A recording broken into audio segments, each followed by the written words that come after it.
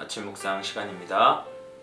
오늘 함께 나눌 말씀 마가복음 3장 1절에서 19절 말씀입니다.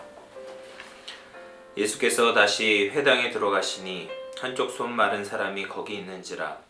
사람들이 예수를 고발하려 하여 안식일에 그 사람을 고치시는가 주시하고 있거늘 예수께서 손 마른 사람에게 이르시되 한가운데 일어서라 하시고 그들에게 이르시되 안식일에 선을 행하는 것과 악을 행하는 것, 생명을 구하는 것과 죽이는 것 어느 것이 옳으냐 하시니 그들이 잠잠하거늘 그들의 마음이 완악함을 탄식하사 노하심으로 그들을 둘러보시고 그 사람에게 이르시되 내 손을 내밀라 하시니 내밀매 그 손이 회복되었더라.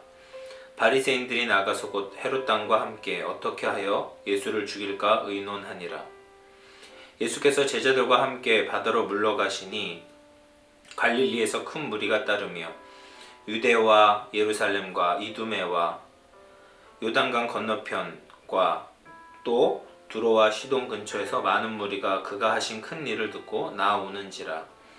예수께서 무리가 애워싸 미는 것을 피하기 위하여 작은 배를 대기하도록 제자들에게 명하셨으니 이는 많은 사람을 고치셨으므로 병으로 고생하는 자들이 예수를 만지고자 하여 몰려왔음이더라.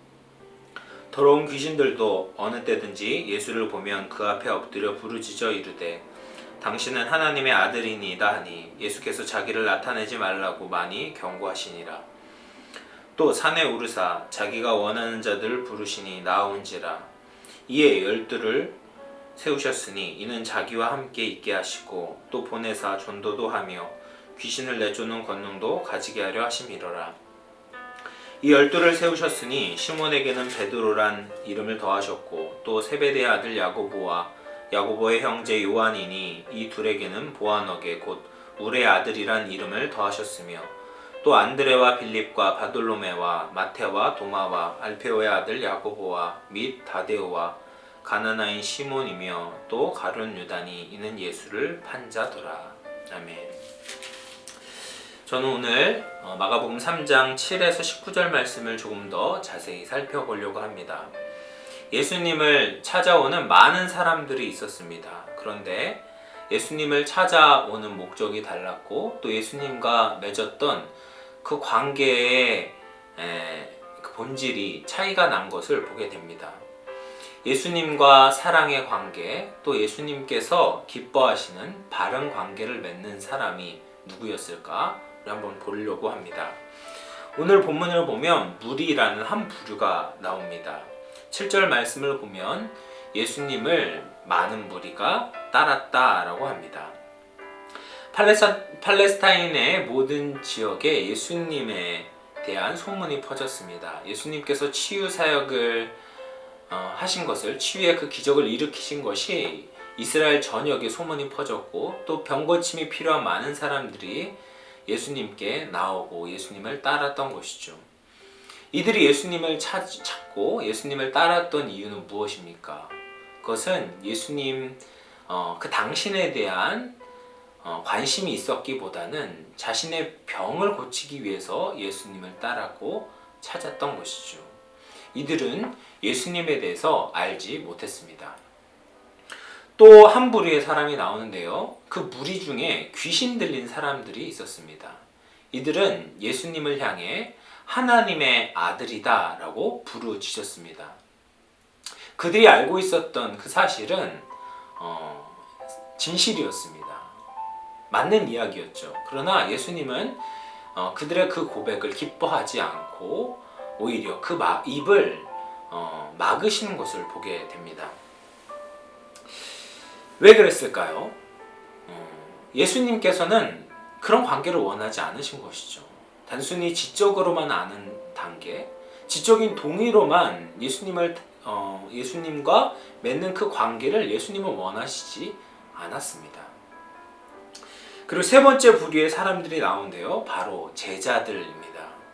예수님께서 산에 오르셔서 자기가 원하는 자를 부르셨습니다. 이것은 시내산에서 이스라엘 백성들과 언약을 맺으신 그 장면이 떠오르는 것이죠.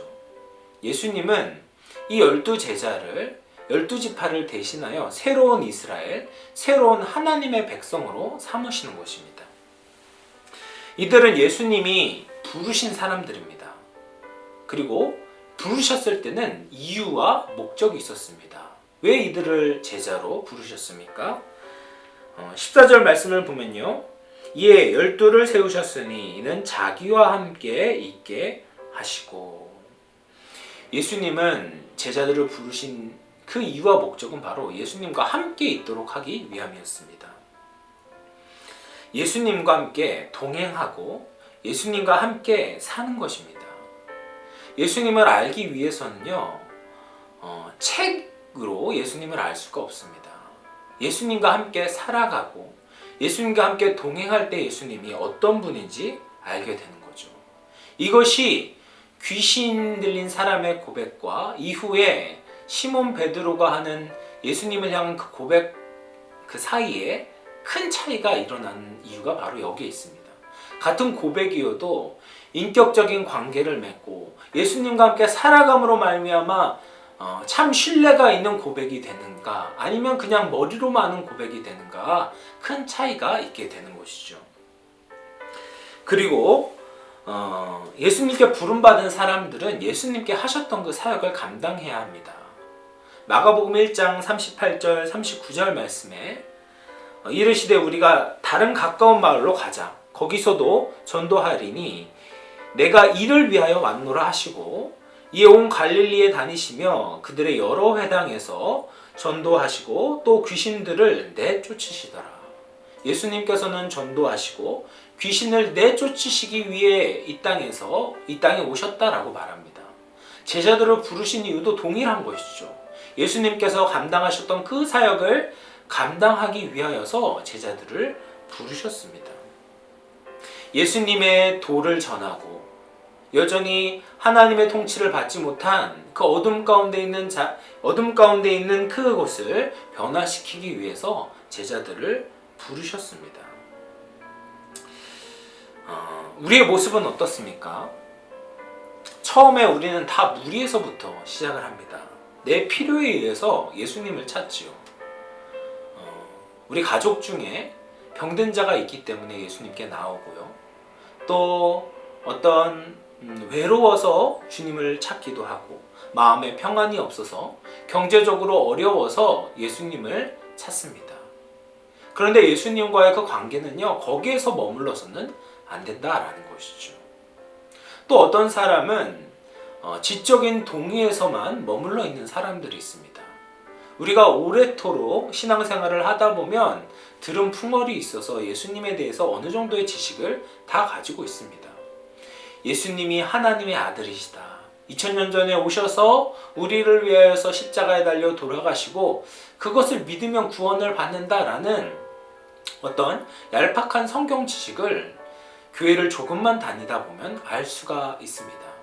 그런데 그 지식이 예수님과 인격적인 관계를 맺었다라는 것을 증명해 주지 못한다라는 것이죠.